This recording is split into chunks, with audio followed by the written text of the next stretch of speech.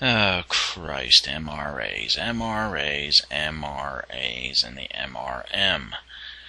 For those of you who are curious about what those acronyms stand for, the former stands for Men's Rights Advocate, and the latter stands for Men's Rights Movement. So what is this?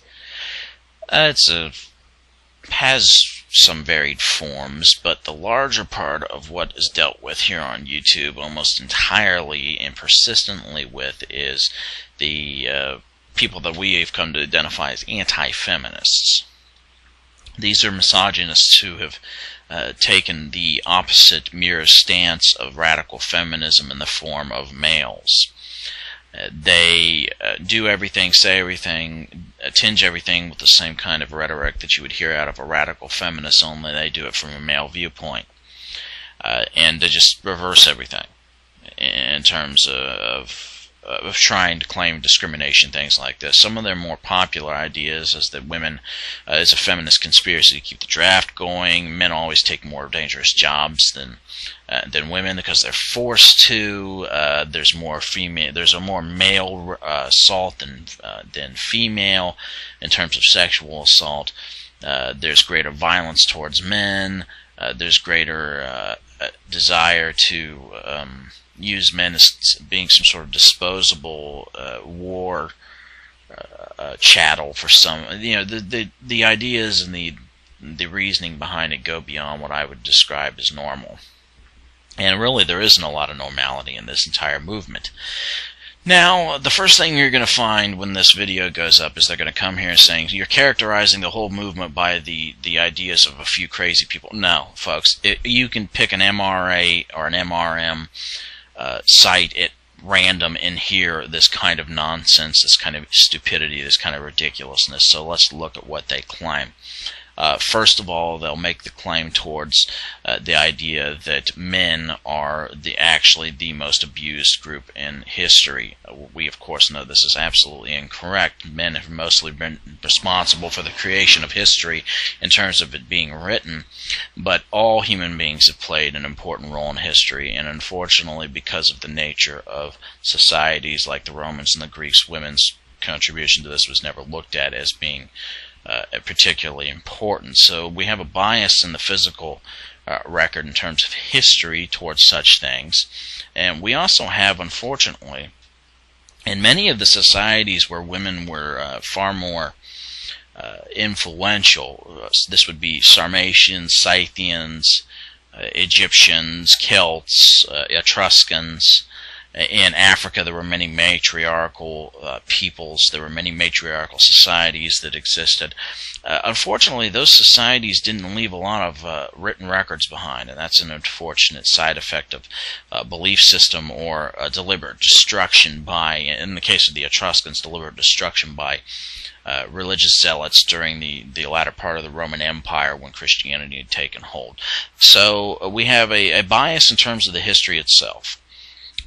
Neglecting the sphere of influence of an entire part of the population, we have the deliberate destruction of societies and of the histories of certain peoples according to some sort of bias. For instance, in Africa, when colonialism took place, there was a kind of a patriarchal system that became enforced on many of these matriarchal societies because it was believed that that was an improper type of thing to do, and of course the ridiculousness of the belief systems that came in from Europe in terms of what they believed to be correct ultimately destroyed many of these societies.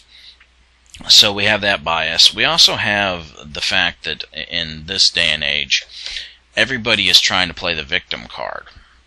And radical feminists do it to a large degree in terms of claiming that there is some sort of invisible, all-powerful, all-present, and completely directed patriarchy that is trying to take over everything. And the men's rights movement and the anti-feminists claim that it is misandry that is doing all of this, and both spend a lot of time constructing these very elaborate kinds of of conspiracy theories trying to show that the other one is infiltrating said government, said society, said culture in an effort to destroy the other one. And in the meantime, the rest of us will be sitting here looking at this from the sidelines saying, these people are fucking crazy.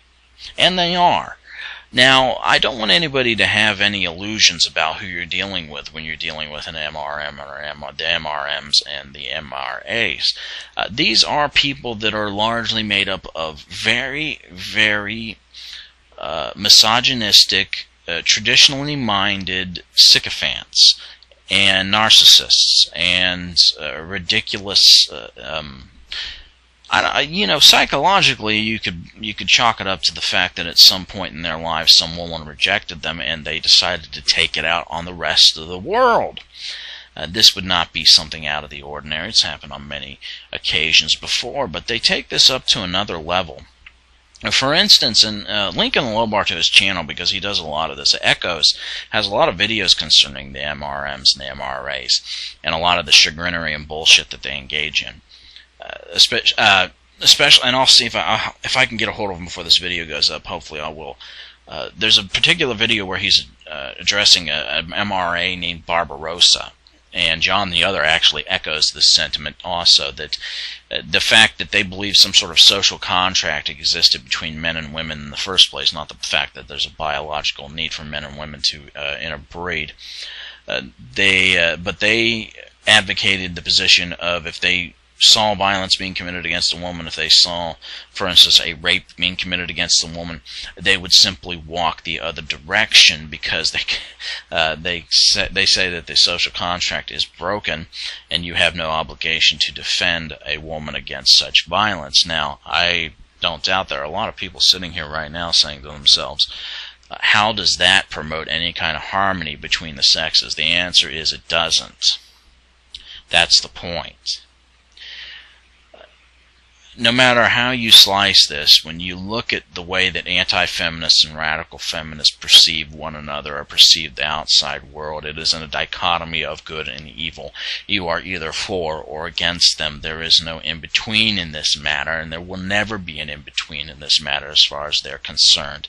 And that becomes an enormous problem for the rest of us. The funny part about all of this is that in these two extremes, you also see extremes in thought in terms of who they include in their groups. On both ends, there's a tremendous amount of homophobia. There's a tremendous amount of transphobia. There's a tremendous amount of blaming other people for things that they perceive to be the injustices that go on, or with people siding with what they consider to be the enemy. And in the case of radical feminists, they will attack women who are middle-of-the-ground feminists, sex-positive feminists, women who don't look at men as being the enemy, but rather as being their allies, and a mutual struggle for equality that extends to both sexes and all genders and particular ways of thinking. But they would look at such women as being traitors to the sisterhood, to being the pawns of patriarchy, etc., etc. We look at the MRNs from the other direction and the MRAs from the other direction. It's the same thing, only from the male viewpoint. If you are a male who is heterosexual, likes women, does not blame women for every problem on the planet, they will accuse you of being the enemy, a mangina, which is one of their particular names for people who they consider to be in control of, or rather to be controlled, I should say, by this massive feminist conspiracy that is turning them against men. Now, needless to say, that is, just like the radical feminist viewpoint, completely and totally insane. But sanity is not the goal of said operation. And just to get into a little bit of it, let's look at this in terms of the facts, the figures, the numbers, and the supporting evidence. Now, a while back, Paul Elam wrote an article about myself and a gentleman named David Futrell. Link in the lower bar to manboobs.com. It is funny as hell. He mocks the MRAs constantly, and he has wonderful, wonderful stuff involved in it. And since this project and this situation has come up again, I will be making some more videos on this and discussing further what has already been discussed. David Futrell, of course, engages in this kind of attack against the MRAs because they frankly need to be made fun of, and two, they're pretty absurd. And he keeps a pretty careful eye on what's being said in their groups, in their comment sections, things of this nature. So he has quite a bit of knowledge about this, and I do suggest people read his blog and his critique on these kind of things. But Paul Elam wrote an article about myself and him. I'd never even met or known David Futrell until he was suggested to me, and because of this dumbass Paul Elam who did this. Happy Misogynist, by the way, is Paul Elam's channel here on YouTube. Wrote an article basically claiming that we were somehow in some sort of homosexual love affair or something like that. I don't know what it was. David could do a lot better than me, I can tell you that right now, though. Now, in the proceeding, I actually made these videos addressed to the MRAs called the MRA Exterminatus Protocols, in which I used as the centerpiece of the argument the CDC articles and the articles connected to the Southern Poverty Law School. All will be linked in the low bar once again for your viewing and reading pleasure. And well, not to concentrate on the Southern Poverty Law School estimates of this, because they are right now being classified as a hate group, and those of you who are familiar with them understand why that is true. But rather we'll concentrate on the CDC article once again so that everybody understands what was being discussed. In it, the CDC thoroughly debunked the ideas of the MRAs in general and of some radical feminists.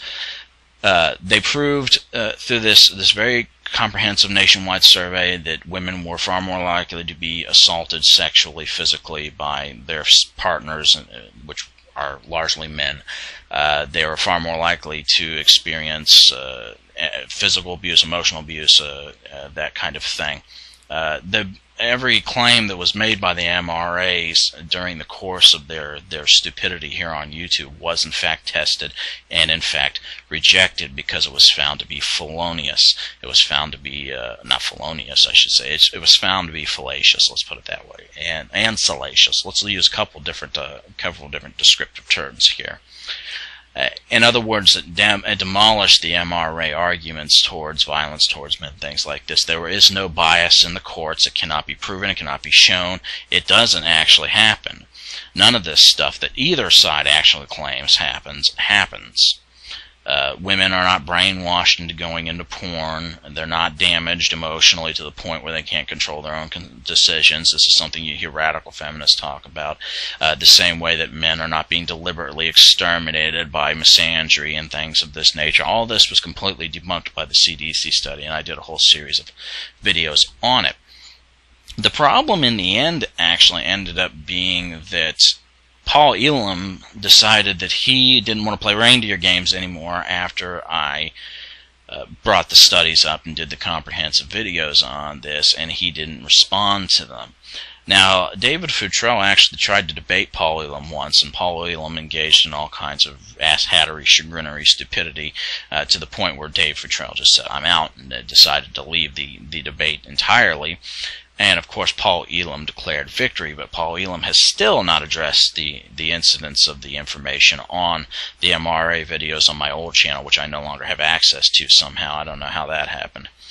But I still had the videos. I may repost them if people desire me to repost them. I will repost them.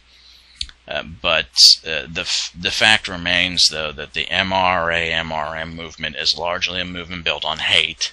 It's a movement built on lies. It's a movement built on deceptions. It's a movement built on hijacking people's own opinions, their identities, that kind of thing. And that brings me to the last thing. That's Beach's video here in the low bar, where he tells John the other to basically fuck off and stop speaking to those of us who have done dangerous jobs, to which I am going to echo that sentiment. John, I don't want you speaking for me.